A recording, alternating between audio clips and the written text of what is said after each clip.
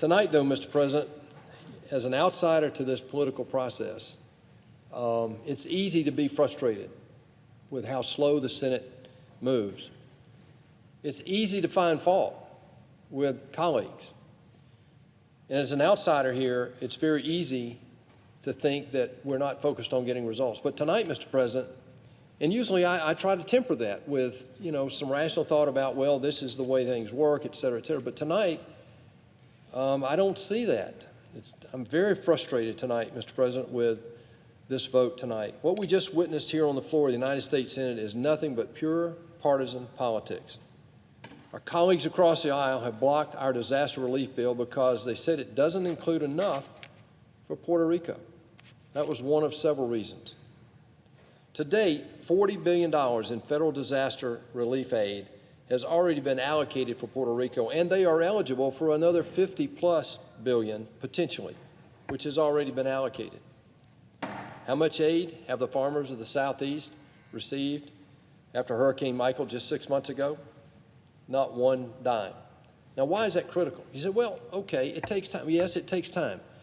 These farmers have lost their livelihood, Mr. President, and it hit them at a very time when their harvest was coming due last fall, October the 10th. It's been 6 months now. They haven't received a dime from the federal government. The state has moved in with minor help, but these bridge loans that these farmers have been using are running out. And therefore, we were hoping tonight that this bill would give them some direct relief. But let's put this in perspective.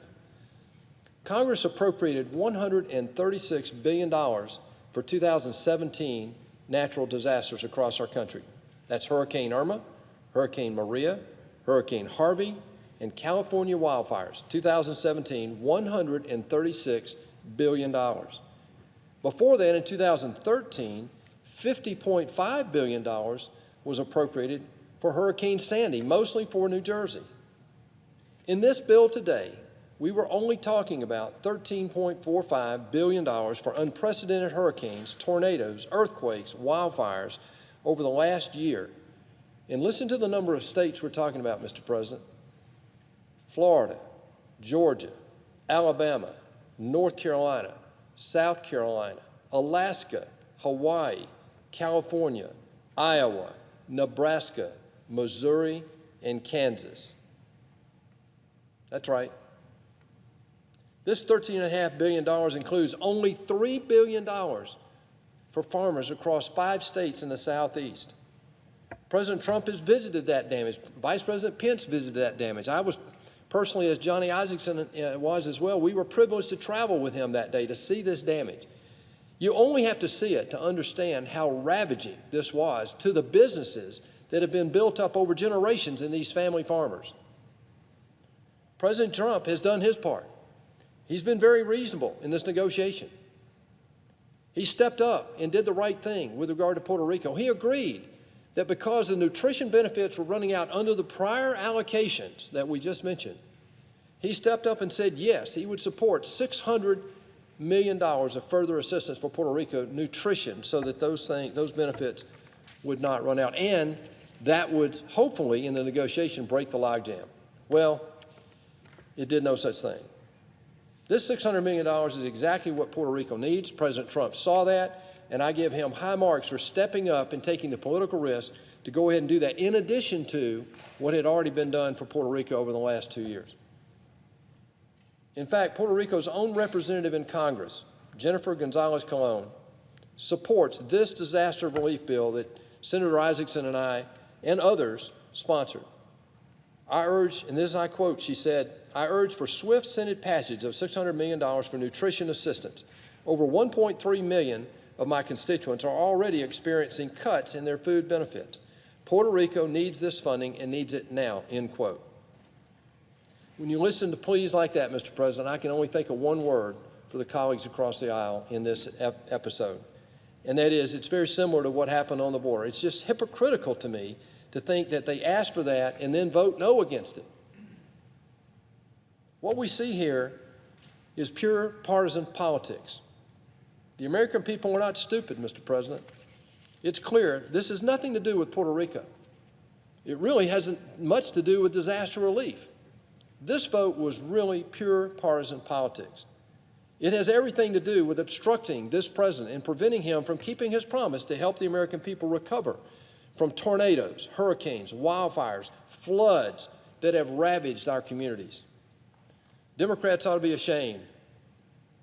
They're holding our farmers hostage right now for the political gain that they foresee in taking this position. It's unacceptable.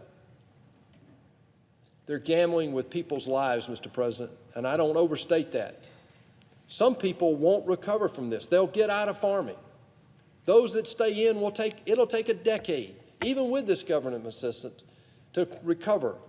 And many will have to get out of the crops they were growing even to just survive the next year. We've got farmers in Georgia, I know personally, Mr. President, they're on their second bridge loan. Now, as an individual business person, I have done those in my career. I know how hard it is to go back after one bridge loan and ask for an extension or another bridge loan to get to a point where hopefully the federal government would step in and provide much needed assistance to back up these bank loans. These farmers are coming to the end of their ability to do that. And the bankers, I empathize with them as well. They have a very difficult time giving bridge loans in addition to what they've already done until they get some degree of certainty about what it is we in Congress are going to do.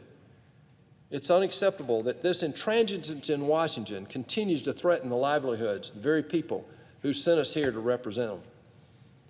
Because Democrats chose to play politics today, Mr. President, farmers across the Southeast may indeed lose their businesses. Puerto Rican families will not have access to the food benefits they desperately need. California wildfire victims will not get any federal assistance to help rebuild until we get this done. The list goes on. I challenge each of the senators in this body who voted against this disaster relief bill tonight to come down to Georgia, go to Florida, come to South Carolina, and look at the farmers, look them in the eye, and tell them that tonight we chose politics over helping Americans in need. It's a shameful night in the American Senate, Mr. President. I want to thank Senator Shelby, the chairman of the Appropriation Committee, and the ranking member, Senator Leahy of the Appropriating Committee. They've worked diligently trying to find compromise in here. But it's hard to compromise when there's only one party playing.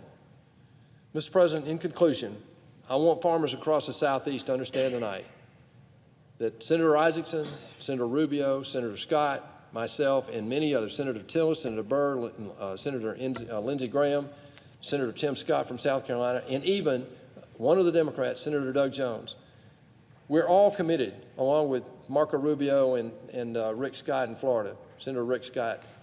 We're not giving up. This is not the end of this tale. I want the farmers and the bankers in these 5 states to understand that we're going to continue this fight. I want to thank Leader McConnell for continuing to give us an opportunity to it took a lot of time to get to this vote on the Senate floor tonight, and I want to thank them for that. But the people of these states that were affected, don't lose heart. We will get this done eventually.